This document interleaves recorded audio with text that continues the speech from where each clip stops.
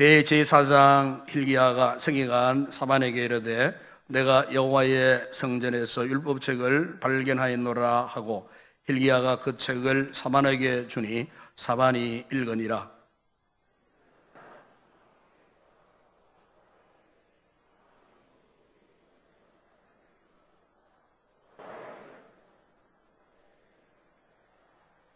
또 서기관 사반이 왕에게 말하여 이르되 제사장 hil기야가 내게 책을 주더이다 하고 사반이 왕의 앞에서 읽음에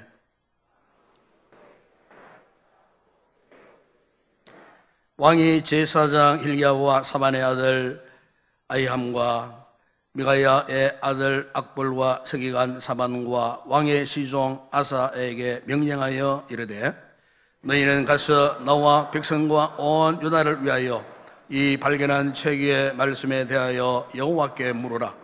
우리 조상들이 이 책의 말씀을 듣지 아니하며 이 책에 우리를 위하여 기록된 모든 것을 행하지 아니하였으므로 여호와께서 우리에게 내리신 진노가 크도다. 아멘. 요즘 우리 사회가 안고 있는 가장 큰 아픔이 있다면은 바로 그 아픔은 과거 어느 때보다도 이 도덕성, 이 윤리성이 파괴되어져 가고 있다는 사실입니다. 한마디로 이 도덕성이 실종된 이와 같은 현실들을 우리가 직접 경험을 하게 됩니다.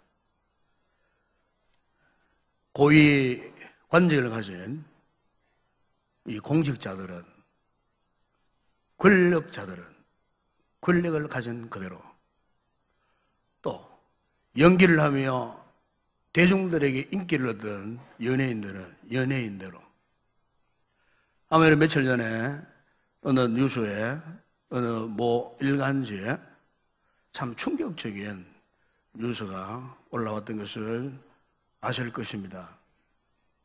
우리나라 대그룹의 어느 한 총수의 도덕적인 봐서는 안 될 그런 장면들이 동영상으로 공개가 되면서 이를 보는 모든 사람들에게 또 한 번 충격에 빠지게 했던 그런 일이 있었습니다. 그러면서 과연 그러면은 공직자들, 권력자들, 연예인들, 뭐 그룹의 총수, 뭐 경제인들 등등 외에도 오늘 우리 일반인들은 어떠냐 물었을 때에 역시 우리 일반인들도 별반 차이가 없는 것 같아요. 즉, 이 같은 도덕적 윤리성 실종의 예화가 될 수 없다는 사실을 우리 스스로가 인정하지 않으면 안 되는 아주 지금 굉장히 심각한 상태에 놓여 있는 것 같아요. 보이지 않는 뒷골목에서 일어나는 그런 타락의 형태들이 마치 본물 터지듯 연일 뉴스 화면을 장식하는 이와 같은 모습들을 볼 때에 참으로 이 같은 참담한 일을 목격할 때마다 이제는 아프다 못해 슬퍼지고 이제는 슬프다 못해서 이제는 불안하기 짝이 없는 이 같은 우리나라를, 이 사회를, 이 민족을 과연 하나님께서 어떻게 하실까? 우리가 성경을 통해 읽어보게 되면은 참 이와 같은 불안, 이와 같은 염려하는 마음이 들지 않을 수 없다는 거예요.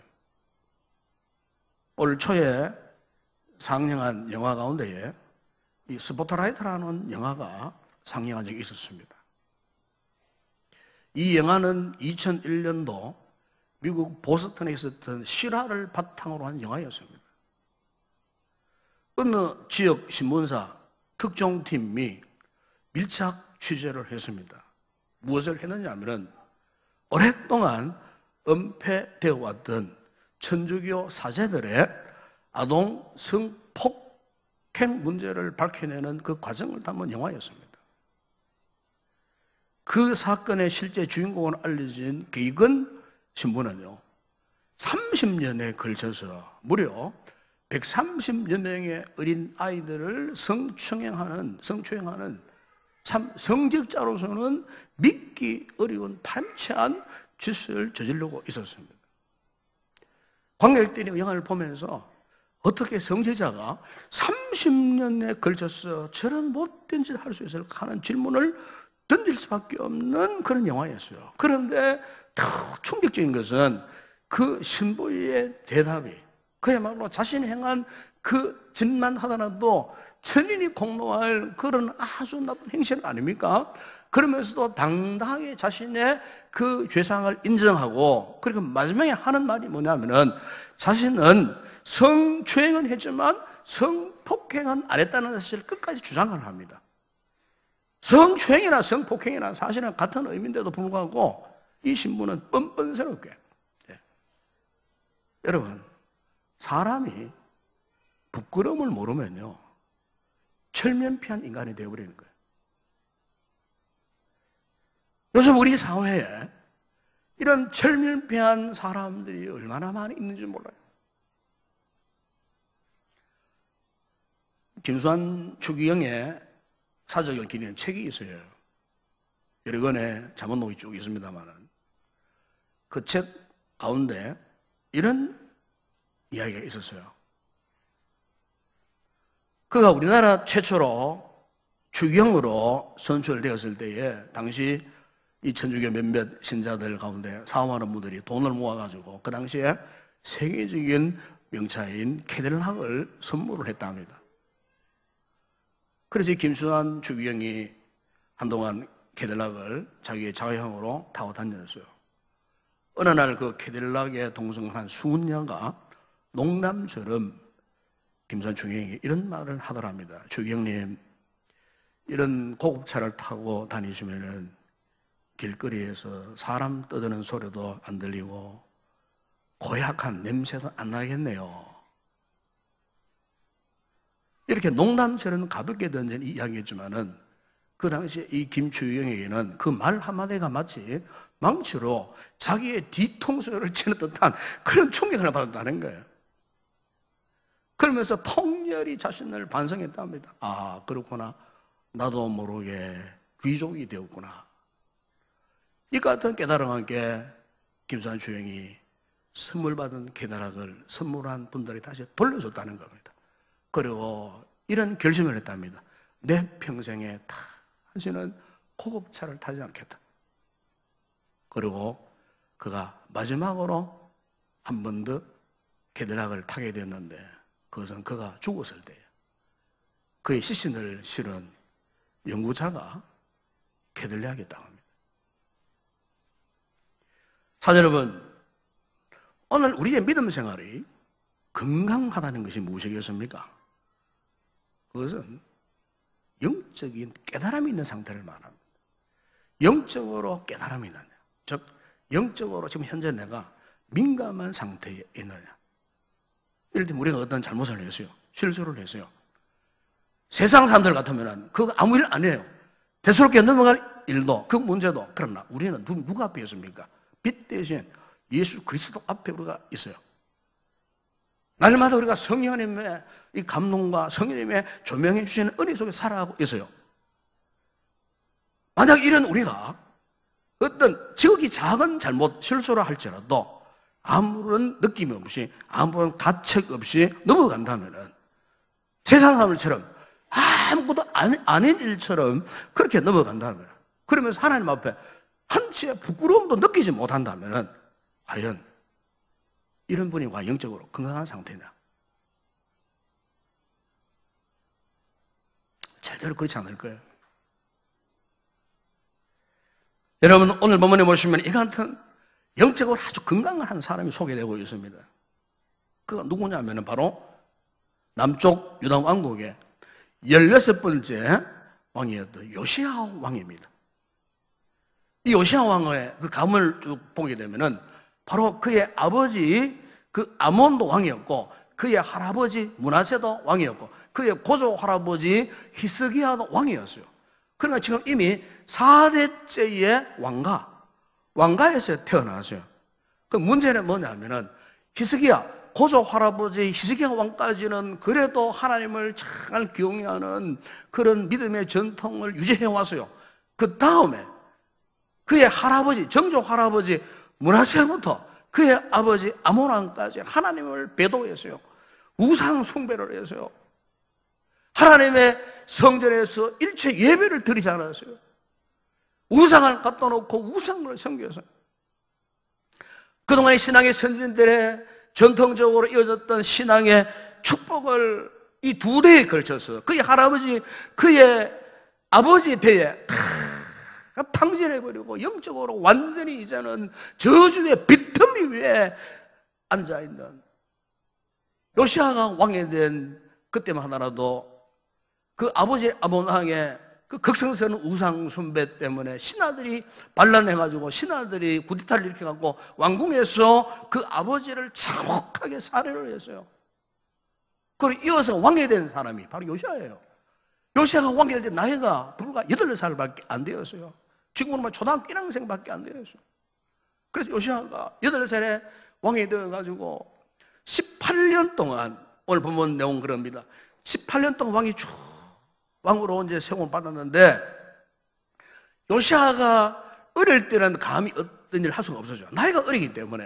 그러나 그의 나이 이제 26살쯤 되었을 때에 그가 자신이 추리하는 이 나라가 얼마나 지금 썩어 빠져 있는가, 얼마나 타락했는가, 얼마나 하나님 앞에 지금 배도의 길을 가고 있는가를 뼈저리 느끼고, 이 폐허된 이 나라를 다시 회복시키기 위한 가장 확실한 방법, 이 나라를 기억할 수 있는, 회복할 수 있는 가장 확실한 방법이 무엇이냐 하는 것을 찾다가 그가 결정한 사실이 뭐냐면은 하나님의 성전을 수리해서 성전의 기능을 회복하는 것이다.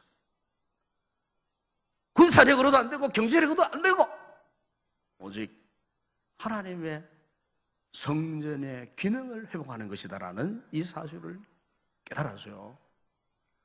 그래서 여러분 오늘 읽었던 본문 22장 쭉 읽어보게 되면 그래 성전을 대대적으로 이제 수리하기를 결정하고 서기관 사반을 보냅니다. 여러분 요시야 왕이 왜 성전을 수리하겠다고 결심했을까요? 여러분 여기에 성전을 수리한다는 것은 다른 뜻이 아니에요. 하나님 앞에 나와 예배하고 회개하고 하나님 앞에 기도하고 하나님 앞에 영성 운동을 회복시키겠다는 겁니다. 그의 고조 할아버지 히스기야 왕 때는 얼마나 독신한 신앙을 가지고 왕으로서 하나님을 경배했습니까? 여러분 우리가 이사야 37장에 보시면은 그때의 아수르 군대가 예루살렘을 침공해서 예루살렘을 포위했습니다. 히스기야가 어떻게 했습니까, 여러분?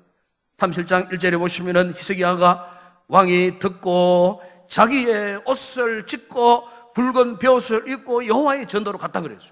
히스기야가 적들이 이렇게 침공해온 이 극박한 상황 속에서 히스기야는요 자신의 옷을 왕복을 찢고 붉은 베옷으로 갈아입고 여호와의 전 성전으로 올라갔다는 겁니다. 성전으로. 성전에 올라가서 어떻게 했습니까? 이사야 31장 14절 여기 보게 되면은 히스기야가 그 사자들의 손에서 글을 받아오고 여호와의 전에 올라가 그거를 여호와 앞에 펴놓고 여호와 앞에서 어떻게 했다고요? 기도했다고 했어요. 기도했습니다. 17절에 보시면은 여호와여 귀를 기울이시옵소서, 여호와여 눈을 뜨고 보시옵소서, 지금 하나님이 사람을 보내어 살아계신 하나님을 지금 회망하나이다.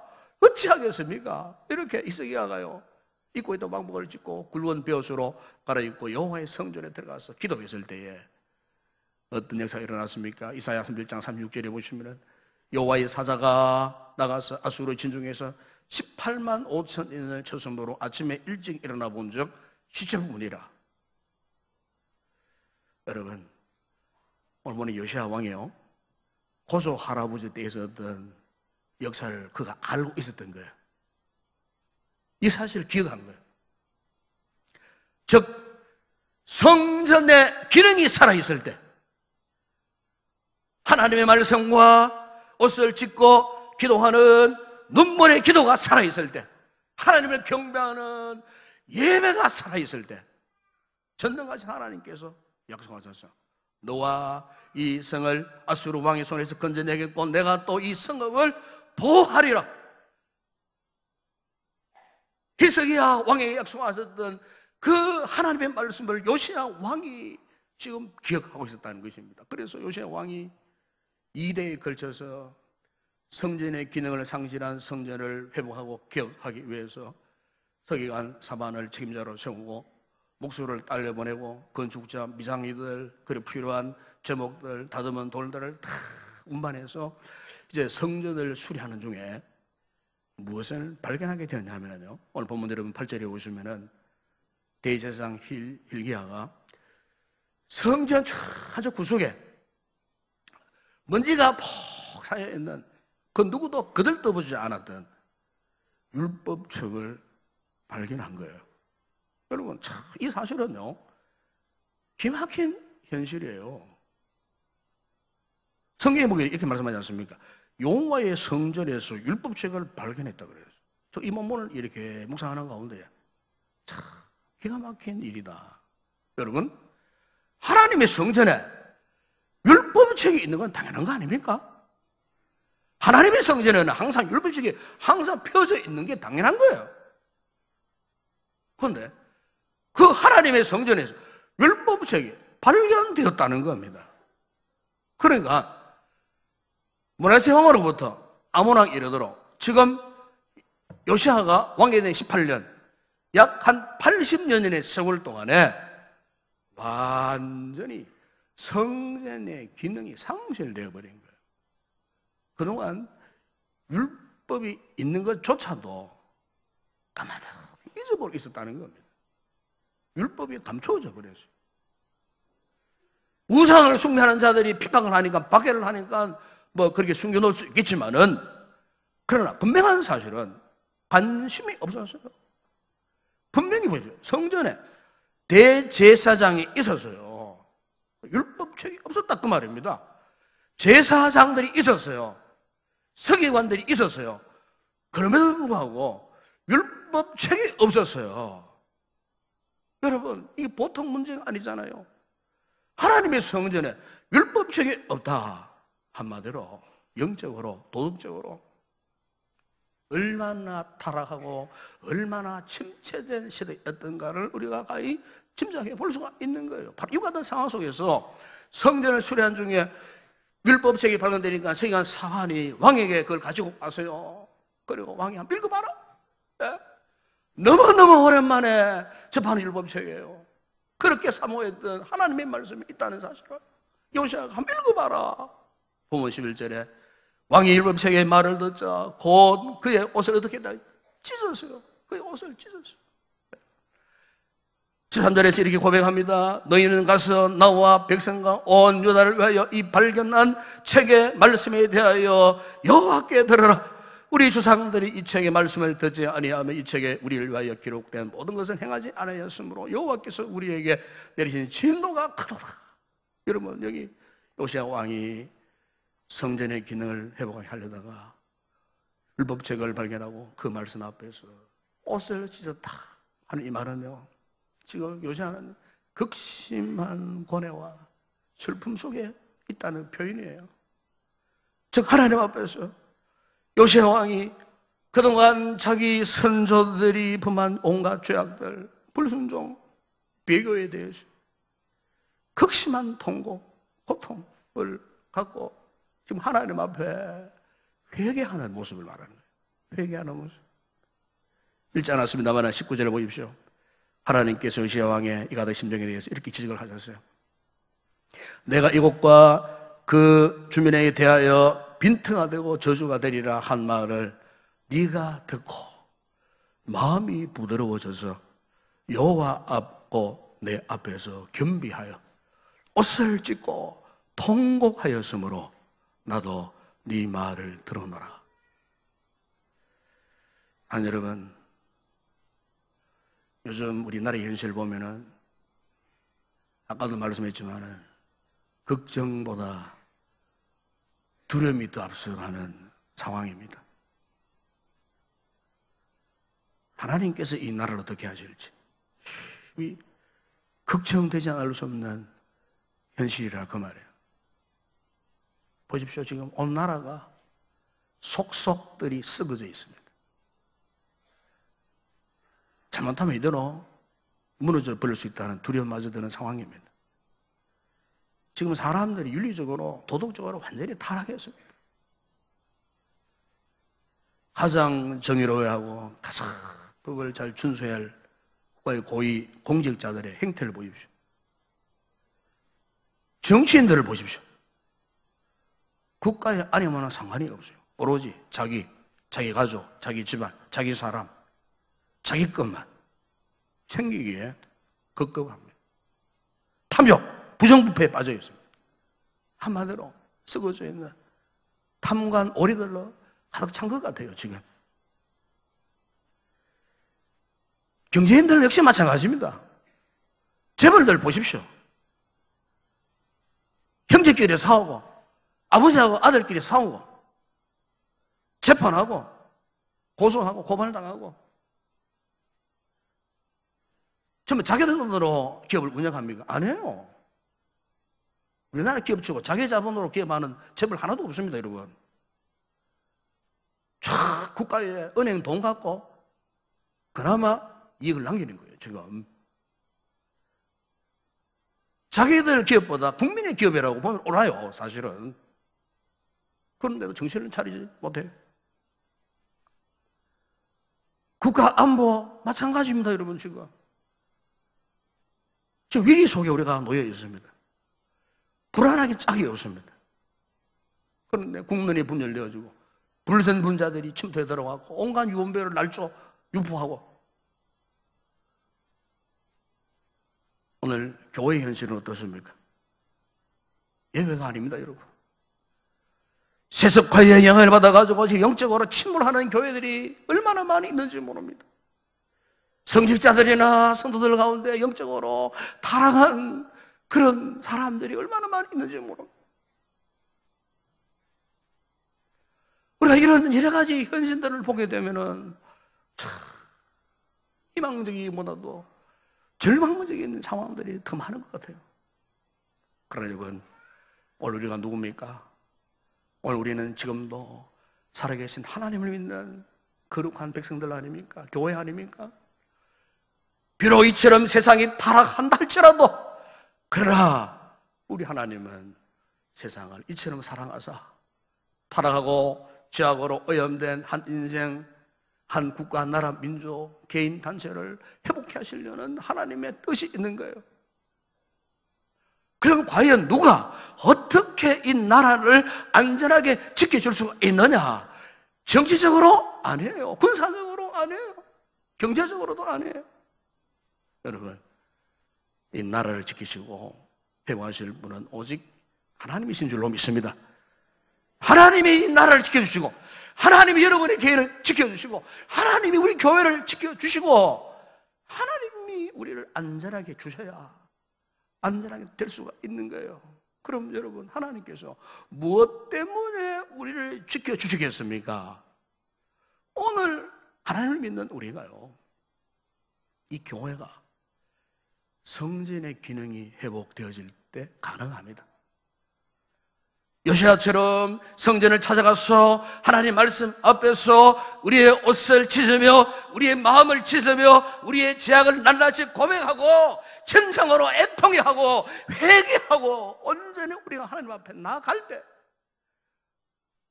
우리의 진실을 주님 앞에 정당하게 다 토하여 내칠 때에 그때 희망이 있는 거예요. 여러분, 이게 성전 기능의 회복입니다. 그러면 중요한 것은 지금 우리의 이 부끄러운 현실, 이것을 깨달아야 돼요. 이것을 고백할 줄 알아야 돼요. 그게 살 길이 있어요. 감추어 두면 안 됩니다, 여러분. 개인적인 죄도, 공동체의 죄도, 이 민족적인 범죄 행위도 감추어 두면 안 되는 거예요. 하나님 앞에 정난하게 다 토하여 내쳐야 돼요. 고백해야 되는 거예요. 여러분, 요한계시록 3장에 보시면은 거기에 라오디게아 교회에 계신 주님의 지적인 말씀이 있습니다. 네가 네 행위를 아노니 네가 차지도 아니하고 뜨겁지도 아니하도다. 네가 차든지 뜨겁든지 하기를 원하노라. 여러분, 왜 라오디아 교회가 이렇게 되었겠습니까? 계시록 3장 17절에 보시면은 네가 말하기를 나는 부자라 부유하며 부족한 것이 없다 하나 네 권고한 것과 가련한 것과 가난한 것과 눈먼 것과 벌거벗은 것을 알지 못하다. 지금 라오디아 교회의 문제가 뭐냐면은 지금 그들이 부자라는 게 문제예요. 잘 산다는 게 문제예요. 그리고 부족한 것이 없다는 것이 문제라 그 말이에요. 성경이 그걸 지적을 하고 있어요. 여러분, 사람들이 되게 육신적으로 부족함을 몰라보세요. 그러면요, 절박한 마음이 오세요. 절박한 마음이. 그래서 병들고 실패하고 어려움을 당해야, 고난을 당해야, 고통 가운데 있어야 울부짖고 하나님을 찾아요. 하나님 살려달라고. 하나님의 은혜가 아니면 살아갈 수 없다고. 주님의 은혜가 아니면 회복될 수 없다고. 주님이 떠나시면 안 된다고. 밤새도록 울부짖고 주님을 붙들고 회복해달라고, 살려달라고. 나는 잘되고 잘 살고 부족함이 없다 하는 그런 사람은 이런 절박함, 영적인 절박함이 없어요. 이 같은 절박함이 결핍해 있다는 것 자체가 지금 문제라 그 말이에요. 사랑하는 여러분, 오늘 우리 자신을 한번 돌아보았으면 좋겠습니다. 저도 그렇고 여러분도 그렇고. 과연 우리가 하나님 앞에 이와 같은 영적인 절박함을 가지고 내가 지금 믿음 생활을 하고 있느냐? 오늘 우리 믿음 생활에서 가장 큰 위기가 무엇인가? 바로 절박함이 없는 이와 같은 미지근한 상태에 빠져 있는 이 상태. 겉으로 볼 때는 잘 살아요. 건강해요. 편안한 것 같아요. 실상은 지금 우리의 영혼의 상태가 지금 피폐 상태에 빠져 있다가 말이에요.